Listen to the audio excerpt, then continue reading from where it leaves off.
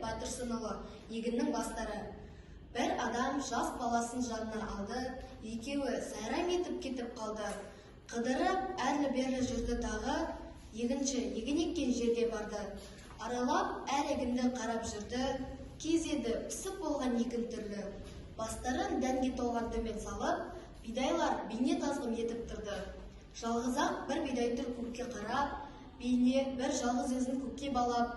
Баланың сол бидайға көзі түсіп, білмекке кетті көңіл жөнін сұрап. Құбылып бидайлар тұр басын салып, жіберген мырза Құдай нұрға қанып. Әй әке, мұның мәнін түсіндірші, бір іске тұрмын өзім хайран қалып.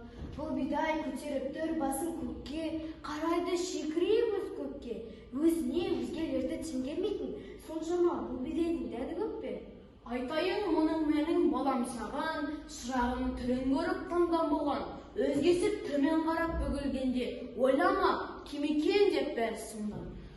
Құдайым өзгесіне дәм бергенде, бұл бидай дәмсіз қапты арасында. Бидайлар толық басы үйіпті, дәм берген қожасына сүйіпті. Елдегі бұл бидайдай адам дейді.